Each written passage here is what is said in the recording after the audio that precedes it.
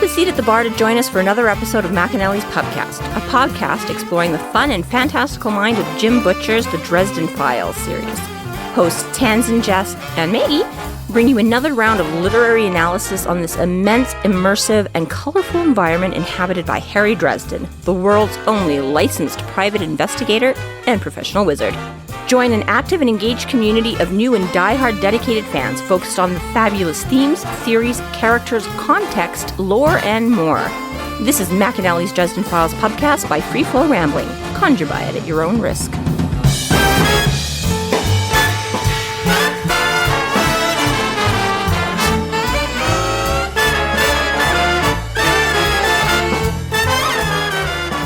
Welcome to the McAnally's Pubcast, brought to you by Free Flow Rambling. This is episode 9.7, Loved, Lost, and Returned, where we are covering the novel Summer Night. My name is Tansenn, and I'm joined by Maggie. Hello, hello. And Jess. Kilo.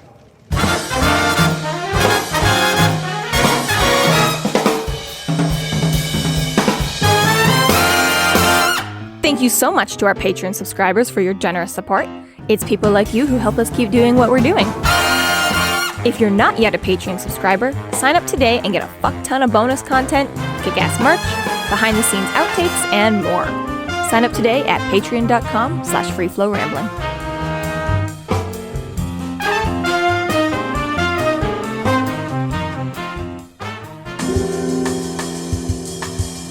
Chapter 8. Dresden reconnects with Elaine. The two discover that they are both the emissaries of the fairy courts and pitted against each other.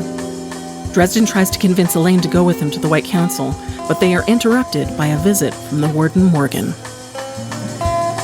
Boo. You don't need to go to the White Council. They're going to come to us. Super easy, Elaine. It's COVID. They have delivery now. So we ended off with a hello, Elaine. Whoa. Conveniently, or inconveniently now as the case may be, I just finished telling Murphy that I killed you like 10 years ago. What the fuck? I've never told anyone about this before, and then write in the book when it matters.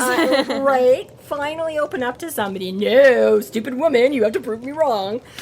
So she's just kind of wandering around his apartment while he stands there with his jaw on the ground. Right. I have a little bit of a picky moment with her walking around. She inspects the fridge. But is it not said that it's an icebox? Yes. I'm being picky here, but there is a difference between a fridge and an icebox. Because one has got electricity and the other one really doesn't. It's stocked with ice. I agree, and it could be... I am willing to give it the benefit of the doubt in just the...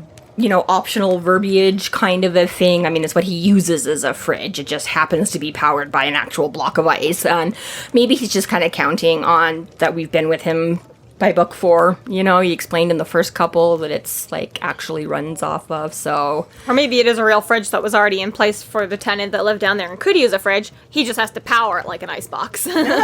Yeah. A real fridge would work like an icebox. It's got all the insulation as a normal icebox. Shoved a block of ice in there to keep... Yeah, I'm not quite sure that... So, it's a fair point. It's not something I ever kind of... I know I'm being super picky on that one, but I was like, but it fridge? Is. What? He doesn't have a fridge? He doesn't know what a fridge is?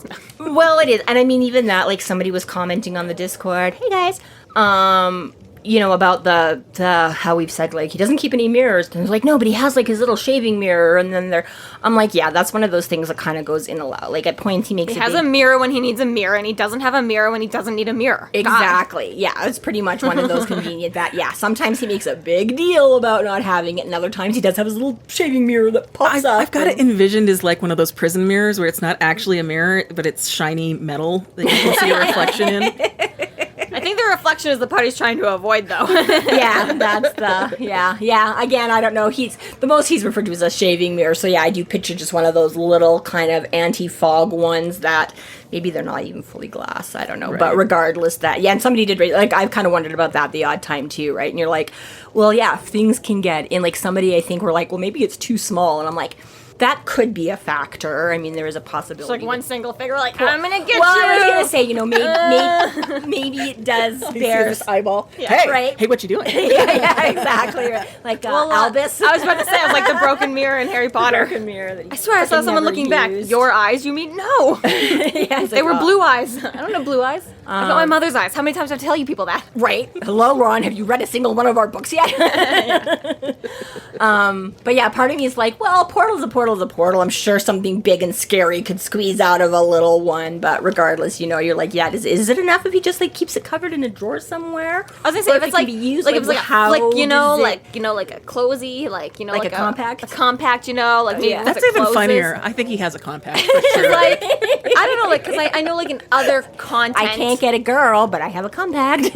in other content, like people have mirrors in their homes, but they keep blankets over it, and that's enough. Just to, Yeah, and right? that's what I wonder. Sometimes that's yeah. never been specifically addressed in the Dresden verse, Yeah. and yeah, exactly right. I'm like, is it turning it around enough?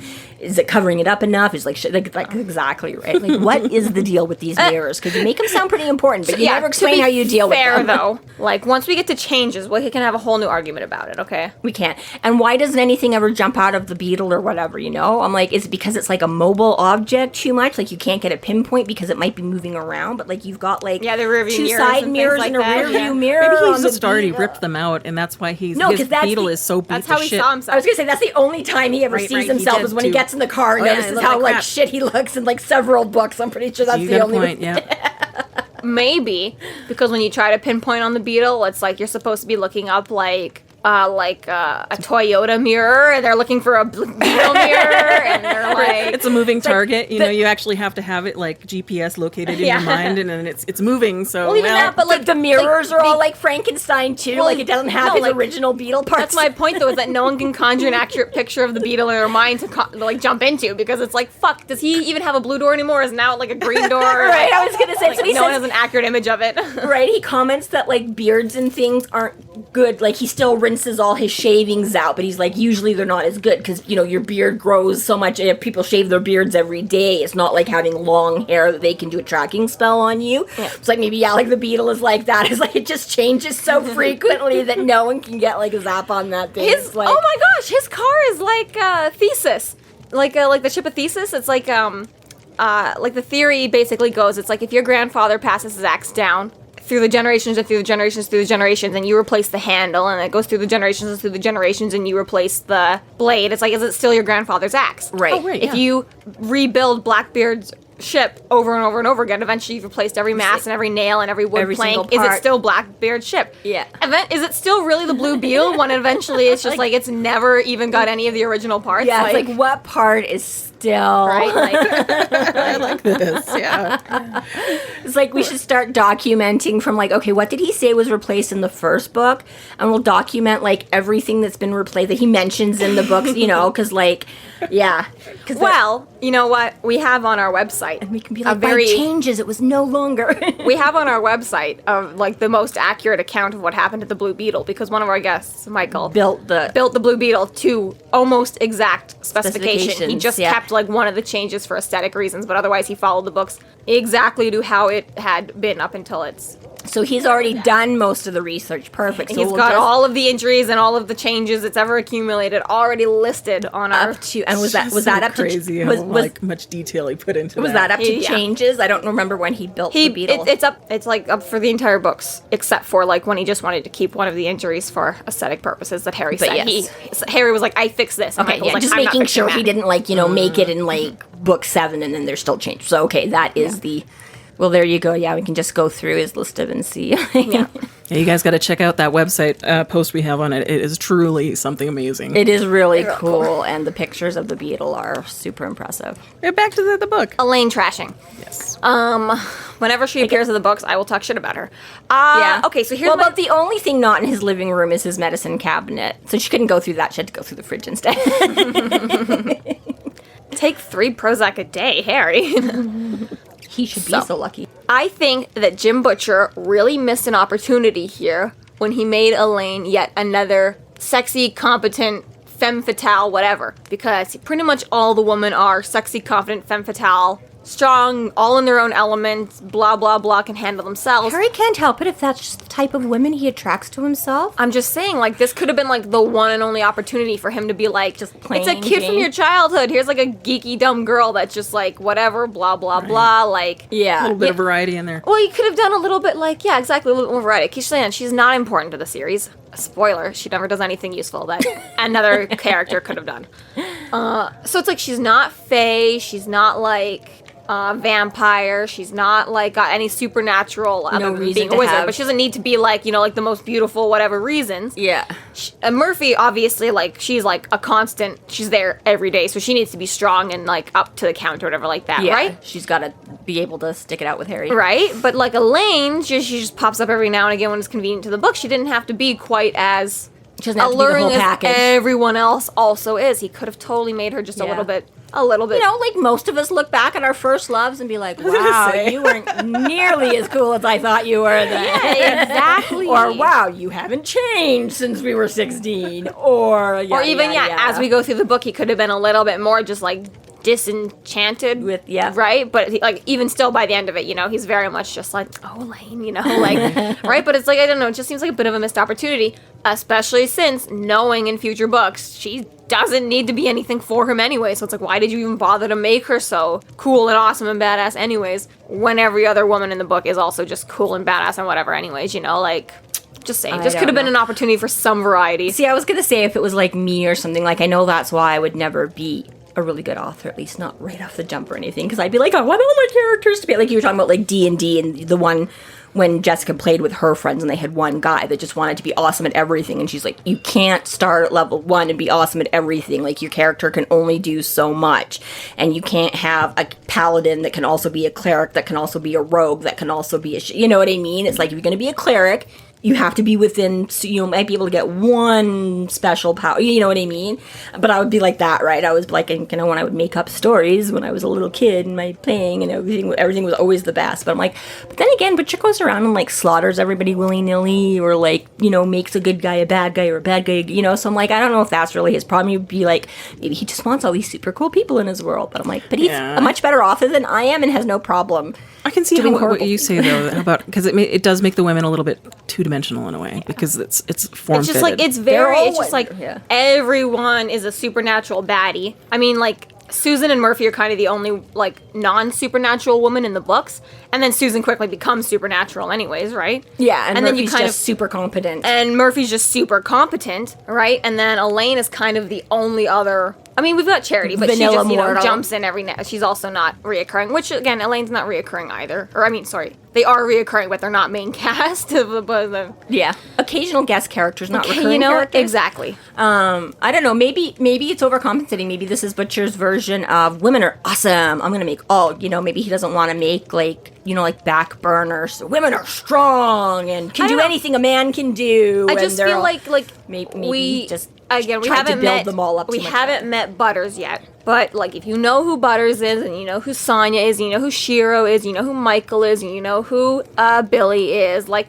All the men have, like, their shortcomings, but are still awesome. But all his women just have, like, no shortcomings. Or their shortcomings is just, like, stubborn. But again, like you know? say, maybe it's like that overcompetent. Well, that's what I'm he's saying. a is that- man. I'm just saying, it's a mistake. He can diss on men, but it's like maybe he does, you know, either unconsciously didn't realize he was doing it, trying to be. I'm not or, No, I upset know. with the way that Susan is presented, or the way that Murphy is presented, or the way that, as we meet all the evil females and whatever, or... I know, I'm just trying to think Yeah, of what it I know. would I'm just be, saying. but I'm just yeah. like, Elaine could have been the opportunity where you didn't need to have such, not even like not competent, because I understand the whole, like, you know, Bob is like, oh, you guys were always toe to toe and equals and blah blah blah. Like, you still could have had that. They grew but up you were with the children same- at the time. You know, you were 16. There could have been a difference. There could have been a lapse. She's been, well, as we read in this chapter, she's been Hiding out for- MIA for like a decade or so, or something like that. Like, she couldn't. Maybe she wasn't working on her craft as much. Or She has not been a member of the Legislative Assembly. just, you know, I think there was, you know, a lot of legitimate reasons to maybe not have her quite as, Yes. you know. He totally made her really obnoxious in personality, like just off-putting. Yeah, and again, also, first love or not, adopted sister or not, if I haven't seen you in a decade, you can't just, like, feel at home in my house. Like, Yeah, she's definitely taking a lot of liberties there. I was going to say not necessarily super obnoxious because Harry does still have to, I mean, like, yes, his impulse is to automatically help her, but if she was that terrible, he would have been like, hey, you know what? Fuck you.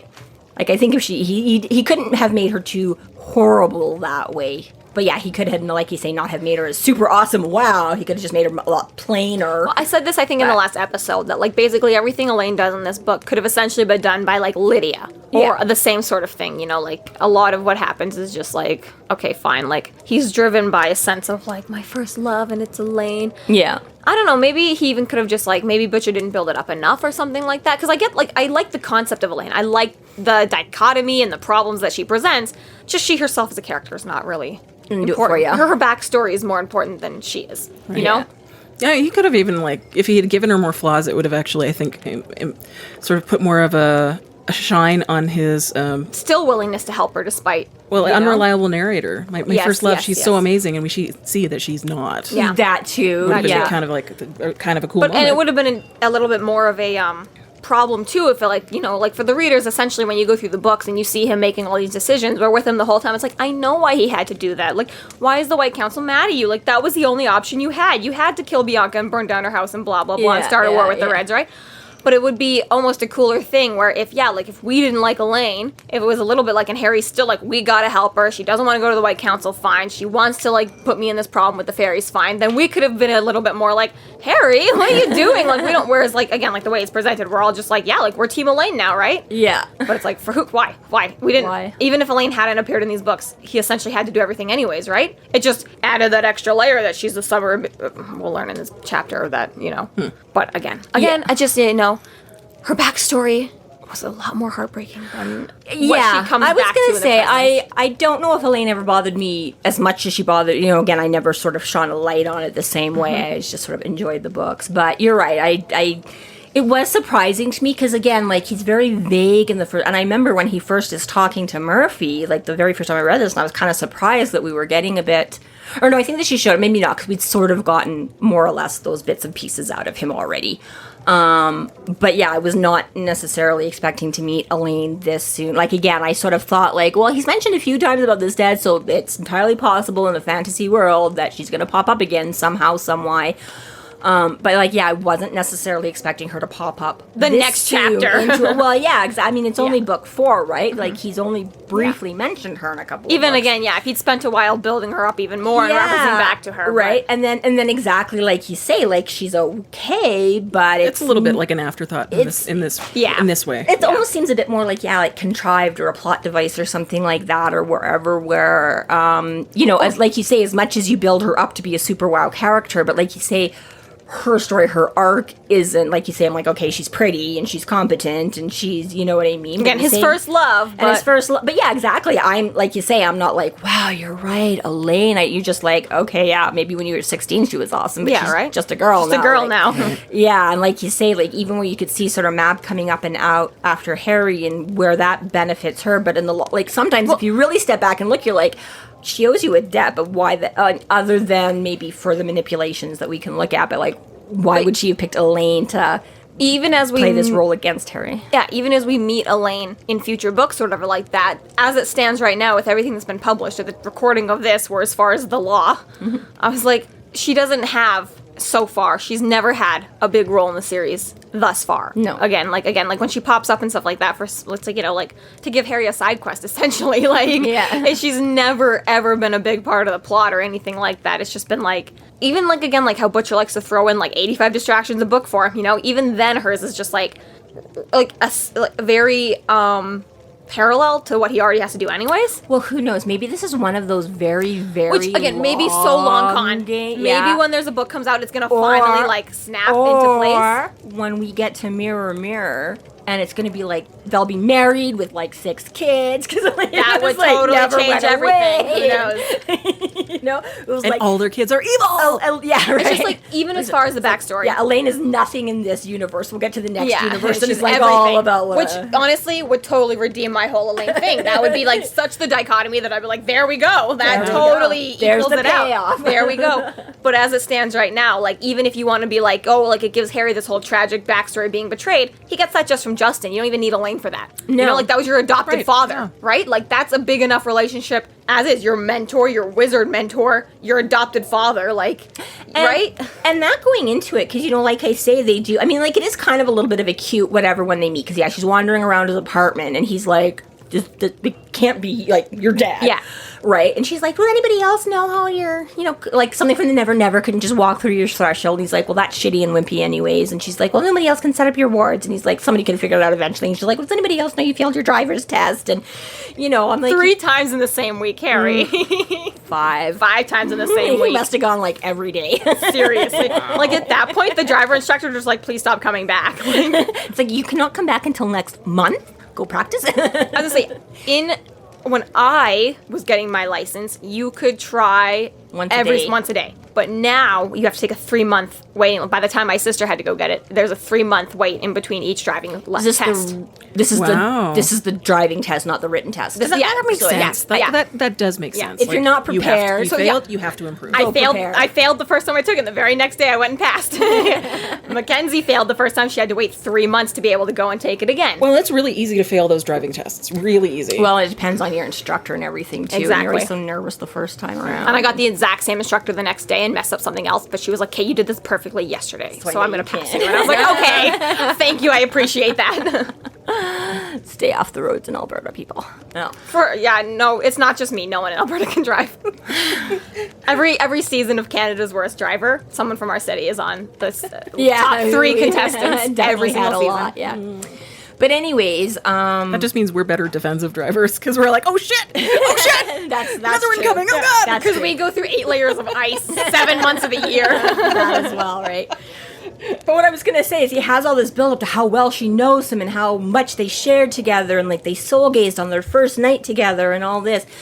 And he's like, at first he's like, oh my god, and he's in shock. And then he like gets angry because he's like, wait a minute. And she's like, well, no, I managed to escape while you guys fighting. And he's like, yeah, well, you held me down. And well, that's what thralls do, Harry. And what do you mean, right? But it's like he seems to, and he does kind of say himself because she's like, well, I need help. And he's like, okay.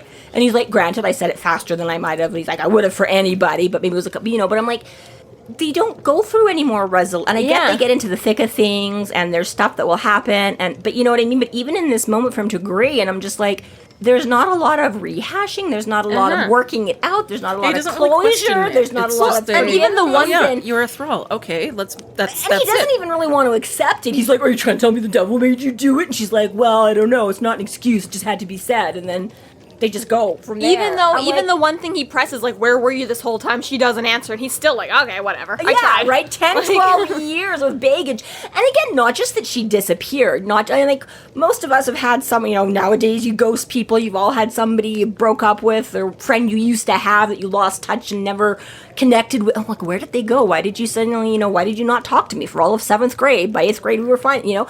But it's like, you thought you killed her. It's not even just maybe, in like, you thought, like, not that you directly attempted to kill her, but as a direct result of your actions.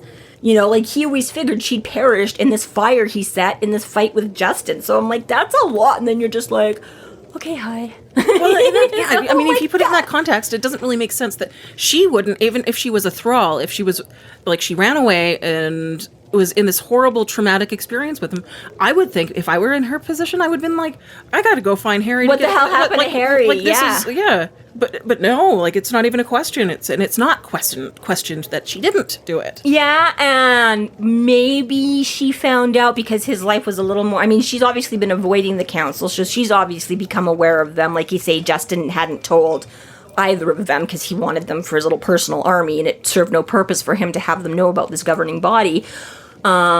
But yeah, right, even if she was, like, supremely, because, you know, she kind of, like you say, she doesn't really remember when she, like, where and how she got away, but Justin's spells obviously broke down, and like you say, however she came to herself, did she did she do at least that much? Did she know Harry, or did she, you know, she'd run away to Fairy, and they were like, oh no, don't worry, Harry's fine, he's, been taken in, and you know what I mean? But yeah, she doesn't really give any good adequate, like, I looked for you too, Harry. Like, I checked in and I made sure you were okay. And so I was just like, I think it's better if I just stay out of, you know what I mean? But it was like, yeah, she doesn't even really give any sort of... Even if she'd been a little bit more like, oh, like the last time I saw you, you were trying to kill Justin and Justin was trying to kill you and you guys were like doing all this big magic, so I was afraid of you. Even if she had said something like that, I could have had a little bit more like compassion. Because like, yeah, 16-year-old or not, it was probably a pretty scary, like, I'm going to avoid these men, right? But even then, she's like, oh no, like, like I totally understood where you were coming from, but go fuck yourself. Like, yeah, right? Like, I mean, does Butcher do this on purpose to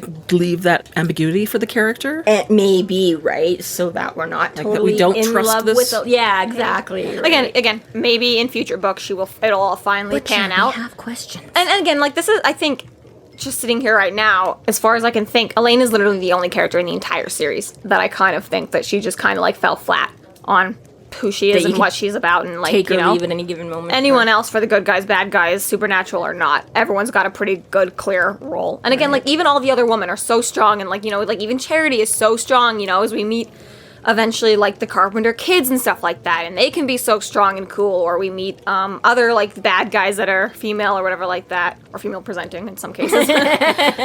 Even them, like Deidre and, I don't remember her mother, Tara? No. Trish, something like that. Tasha. Point is, all of them, like, they're all strong, they're all badass, they've all got their, like, femme fatale, blah, blah, blah thing going on. But for whatever reason, Elaine's just seems like, but why? Why does she have it? I mean, that could be just as simple as, like, her story got lost in editing. Boom, also, cut. possible. Yeah, who knows? Yeah, hard to say with her. Yeah. I do agree, though, from what I can remember of it. I don't remember her as being anything impactful. Yeah, because, like, again, not jumping into huge spoilers. Tessa. Polonia Lartessa or something like that. Sure. But even as we get into, like, the Paranet, like, even, like, her contribution to that is, again, like, could have been done by, and was done, really, by everyone else as well. It wasn't just her. Mm-hmm. It was a group effort, so just missing her wouldn't have made the biggest deal in the world either. Anyways, though, okay, Elaine's back.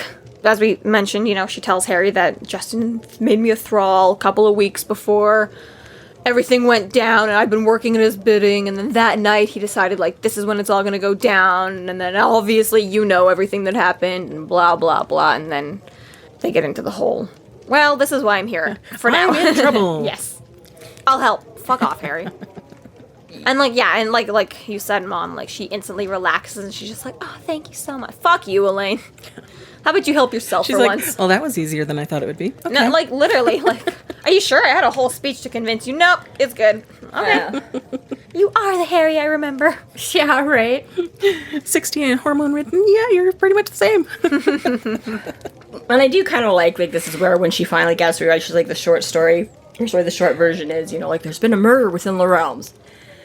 And Titania wants you to be her emissary. She wants you to find the killer and prove that the Winter Court is to blame. She told you that you'd be contacted tonight by Mab's emissary, but she didn't tell you who it was going to be. Huh? Right? Something like that by any chance? Wow. Oh my God, Harry. How did you know? Fucking fairies. Yeah, they're not without a sense of irony. Really. Exact. But I'm like, this is real. Like, I get they're all about manipulation and contriving and the long con, but I'm like, this is, unless, Mab and Titania were in cahoots, which they really shouldn't be because they're on the very opposite sides of this thing. I'm like, how the hell would you manage to, like, could you count that when I'm like, Mab could have, when Elaine ran away to the Fae, this was all she laid might in have stone. foreseen that in this circumstance, Titania would appoint Elaine. But how do you, because they're like, you'll meet them tonight. How did you know that Elaine was immediately going to go running to Harry for help after all of this time in this particular situation when she has no idea that Harry has involvement? Like, it's not even clear. I don't think anything's ever mentioned. Like, I don't know if she ever knew about his godmother and Leah and stuff like that, right? So I'm like, she might have had a vague idea that Harry had some connection to the fairies, but unless she knew that, she's got no reason to think. So I'm like, from Elaine's point of view, she's the expert in fairies. Why do you need Harry? Exactly. Why would you think that just when you suddenly dump this in her lap, that the first person she's going to go running to after all these years would be Harry? Yeah. I'm like, that's a whole lot of coincidence that feels like they're like, I don't know how you guys could have planned on any sort of manipulation, coincidence, foresight to figure this is how, so like, I don't know if there was a backup plan. Titania on the phone with Mab, like, this dumb bitch is gonna run to him the second she has a chance. Well, believe me. Guess what I did. I was gonna say is like they're not necessarily I was gonna say they're not like, well, I guess they're kind of arch enemies but they're also like sisters and like exactly. I was gonna say it was like they're total like polar opposites, right? Like they control completely different, and they're at polar opposites. But exactly, I was like, it is established. They are still sisters, right? So she's like, still gonna call her up and be like, oh my god, like, so anyway, so I don't know what I'm gonna do. Like, you guys killed my guy, but I'm gonna have to find somebody to go find him. And Map's like, oh, no, she puts Elaine on this. I gotta go. Hang on, I got an appointment. I'll talk to you later. Maybe it's like some kind of professional courtesy that they're like, we got to keep our game up on fooling these humans. Yeah, like, sort of. This is what I got planned. What do you got planned? It's like courtroom. That's full Faye. Courtroom disclosure. It's like, well, we can't tell you what our strategy and our plan is, but we have to disclose whatever evidence we have so that you can, prepare accordingly. And so that's what it is. They're like, we still have to like show most of our cards. We just can't. So again, had Elaine been introduced before this, whether in person or just by being spoken about more and built up more, this could have been a real big, like, shoe dropping, like, oh shit, the other side has blah blah blah, like Harry's over the barrel on this side, right? But again, when you get it like it is, it's just like, okay, well, Harry's on Team Winter, so go fuck the Summer Court, I guess. Like, yeah. Sorry to be you, Elaine. Like, yeah, exactly. Like, he's gotta, look out for himself here. Yeah. And then, like he says, he's like, I don't really know what Elaine's deal was, but I imagined it wasn't any less fatal, right? So, and again, like, whatever, we don't know. But it kind of makes me like, well, she sought, sanctuary there, asylum, whatever. So they were kind of like cool with, and I mean, I get there's the whole like mortal and fairy thing, but I was like, apparently they've been cool with her chilling there for like, they say 10 to 12 years or whatever the time span is here.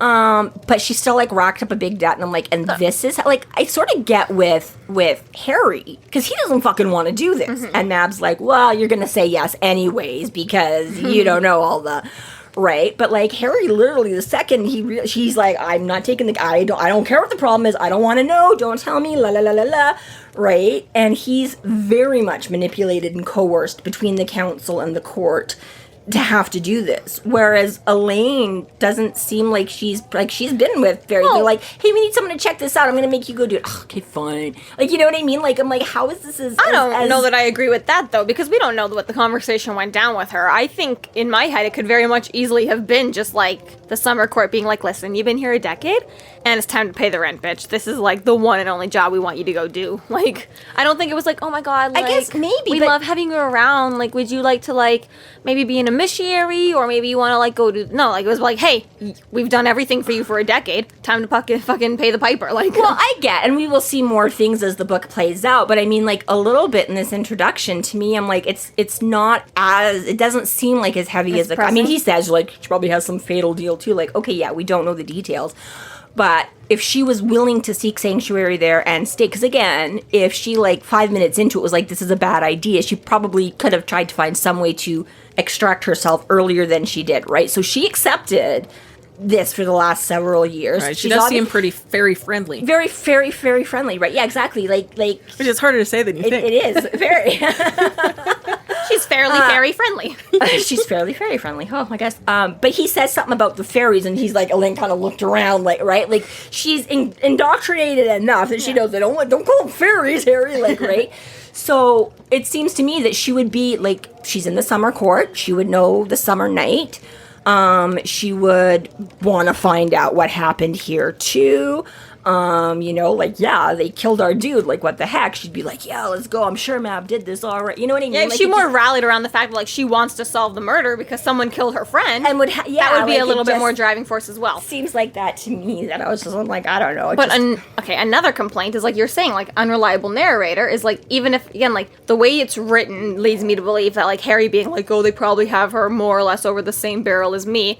it'd be like a little bit more if we learned that even, Harry was putting that all onto her, and she was like, we later reveal later on, she was like, no, I just felt like helping, Whereas like Harry's like, oh my god, like this must be life and death for her. I've got to do everything in my power to help her and help me and help the White Council, right? And at the end, you find out Elena was just like, oh, I was just doing this because I had time, like, I was just bored, man. He's like, and he's like, what? Like even that could have been a different sort of level of conflict, it could, because she does kind of say she's in trouble, but all she says is that like I owe them and they picked me for this. It's right, like he's the one that does assume more. Yeah, she doesn't really think she's got skin in the game, but what? Yeah, like. Yeah, exactly. And again, like if there's no motivation, not enough motivation. We're supposed to be led to believe, I think, that she is in the same life or death as Harry, but it would have been something to learn later on that actually she wasn't. Yeah, that was just Harry projecting or assuming or whatever. Right, exactly. Which would make her seem a little bit more manipulative. Yeah. Even more manipulative. Actually, I'm just looking to put a flaw on her anywhere because, like, she does in her words when she tells him, because he says all this. He's like, "Oh, let me guess." And she just stares at him for a moment, and then she's like, Harry, if I don't succeed, if I don't fulfill my debt to her, it's going to be very bad for me. And that's when he says, yeah, oh boy, Mabs, tell me about it, Mabs, basically. So I guess she does admit that there is a lot more danger to her in this, that I guess, maybe they're like, you better prove she did it or else, and I guess... like eternal winter or eternal Ebola, like, both sides are scary. Yeah, like, well, exactly. Fairy is fairy. I guess that's one way to, it's like, I don't mind taking on this project and helping you out, but if you fail, we'll kill you. That, okay, well, you know what, can I just, like, not offer to help you paint your fence anymore? Because I don't know how this is going to turn out. Never actually painted before, I was just trying to be nice, but... Yeah. So Harry, his idea of what a good solution is to go to the White Council with Elaine. I like how you said that. Like, his solution of a good idea is to go to the White Council. Like, this idiot. We've known them for 3 chapters, and this idiot wants to go talk to the White Council. Well, especially since we know it's Harry. He hasn't exactly talked them up over the last 3 books previous. And our last experience with the White Council is we're going to cut your head off because we think that you're a murderer. Yeah, okay. Right. With this whole thing, I know exactly. Like, he's basically sort of more or less bad-mouthed them for the last few. Like, yeah, they're useful, but they're also a bunch of dicks. And then we actually meet them, and they're a bunch of giant dicks. A bunch of dicks. And then he's like, okay, I got it. And I kind of have to go with Elaine on this one. Like, seriously? Yeah. Like, the guys that tried, she's like, well, you might be biased. She's like, could be. Last I heard, these guys tried to kill you. Okay, well, yeah. Oh, now you care, Elaine. Now you. Last time I heard of you, Elaine, you tried to kill me, too. Yeah, right, exactly. No, you're coming to help. I do like Harry, how he is still, like, Team White Council, though. As much as he fucking hates them, he still thinks that they're a legitimately important function of society. Well, and as despite his own problems with them, he's like, they're still here for wizards. Maybe I've got my own issues with them, but overall, they're for wizards. Yeah, exactly, right. Like, that's what he says, right? Because he's like, oh, come on, like, you're gonna have to come up to them anyways. And she's like, whatever. And he's like, well, you're a human and you're a wizard. That's all they care about. Like, they're still gonna stand up to back the mortal, like human beings or whatever, right? So yeah, he's like, and again, right, he's like, I have some friends on, like, most of them, sure, there's a bunch of dicks, but not everybody is, A lot of them are honestly indifferent. A lot. It's just, the most bunch of dicks are the highest bunch of dicks. And it's a little bit of, like, him seeing, I think, is what's the lesser of the two evils if they find out that she's involved, the White Council finds out that she's alive and a wizard and helping the Summer Council, or the Summer Court. Or we just don't surprise them and hey, explain it all to this them. Is what's going on. We don't know what to do. Well, and that is it, and that's a lot, I think, where Harry's coming from, like, it's kind of, she's like, we need to figure something out, and he's like, I'm thinking, and she's like, well, what have you got? And it was just a cute line where he's like, I think if it grows any more horns, I'm gonna have to shoot it and put it on my wall or whatever, right? And she's like, and this is a little bit to me of a cute callback to how much they do know about each other, and whatever, because she's like, I know this is never going to sink in, but it's not the time for jokes. So it's like, you knew Harry's been a smartass, like, his whole life, right? Like, even as that 10, 12, 16-year-old boy, he was always trying to, crack a joke and be funny. And I'm going to use humor to deal with my pain, okay? Yeah, right. There's been a lot. I'm going to... but anyways, yeah, so he's all like, yeah, exactly, right? He's like, okay, better for us to just, rather than spring this on them, like, they already don't like anything I do and any more surprises. It's not so much said now, but we'll learn throughout the books, and it can be somewhat, if you're really paying attention, implied or taken away from the fact. We know Justin never disclosed Harry or Elaine to the White Council. No one even knew he had these mentors until he was murdered, and then... So the White Council doesn't even know Elaine exists at all. Not just that she's dead, but they just didn't know she existed at all. Harry didn't bother to tell anyone that there had been another one, because she thought he was dead too. Yeah. And he just was like, well, fuck these guys, I'm keeping as many secrets as I possibly can. And we know that he stole Bob out of the wreckage as well and managed to hide that away too during the trial. So it's like, Harry clearly, like, whatever secrets he did have from that, he was like, fuck you guys, I am going to keep this from you, because I already don't like you right off the bat. And legitimately with Elaine, it was just kind of I don't see a point because... she's dead and gone, right? But that's another thing, like, that I find is more and more important as the series goes on, is keeping her entire existence a secret. Yeah. Is a big deal or whatever like that, right? And that's one good, like, again, like, not that Elaine has a huge thing, but I do like at least that part of the whole one more thing, one more wedge between the White Council and Harry. Yeah. Not that they know about it, but, like, even Ebenezer doesn't know about Elaine, you know? More interesting story with more drama and conflict. Yeah. Which, again, if the White Council ever does find out about Elaine and it creates another problem, then, okay, Elaine, congrats. You have an interesting point about you again. Does he?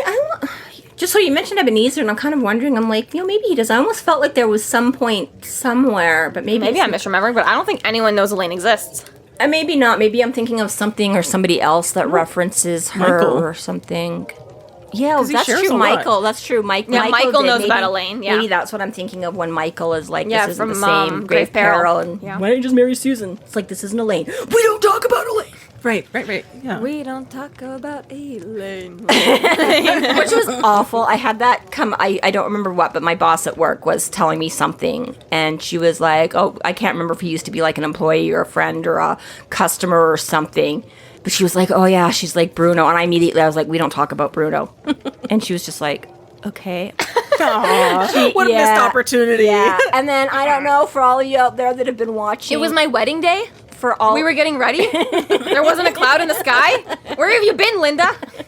How could you not have heard it at this point?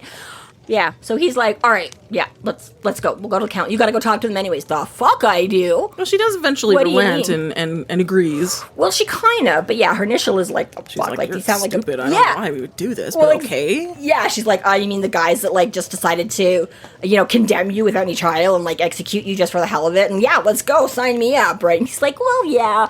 But yeah, he does a lot of quick talking. Be like, hey, I've actually got friends. Like, people will listen. Like, yeah, there's a bunch of giant dicks, but, and she's like, maybe, like, she's just starting to consider. Again, that's another one. She's like, God, Harry, you just can't see it. She's like, the council doesn't care about you. She's like, they don't want to protect you. They'll only put up with you as long as you toe the line and don't become an inconvenience. I'm already an inconvenience. Fine, a liability. Oh yeah, that too. She's like, she's trying, and he's like, yeah, no, really, they have all. I'm like, you're not helping your case, Harry. And then there came a rapping. Oh, but knocking at my chamber door. Dresden, open up, traitor. There's questions I need you to answer. Traitor! Like, just whatever. Like, he's just all, I don't care whatever's going on now. Morgan got his theater degree. God, can you imagine a pimply-faced little Morgan in, like, drama theater? And, like, just never getting the girl. And never getting the respect of the... And now he's just, like, a dude with a badge. How old is Morgan? He could have been, like one of the original Shakespeare. He's, like, 150-ish, I think. No, not old enough to be a Shakespearean. An OG Shakespearean actor. He tried vaudeville, and they sent him away. As they always do. Right, he just took so much punishment as, like, the theater geek and the nerd, and that now he's just, like, abusing his power behind the badge. Too many Phantom of the Opera recreations. He's going up to, like, every jock that ever bothered him and being like, oh, yeah, want to cut your head off? Huh? Because I can do that now. It's always those nerds who grow up that have the worst attitudes. Right, well, is a stand-in for the Highlander? Right. He had the hair for it. Just one more abuse of power behind the badge there. He's just like, Yeah, it's not like he's biased or anything. No. I do like Morgan, though. We don't get a lot from him in these early books, but eventually we do get the Morgan arc.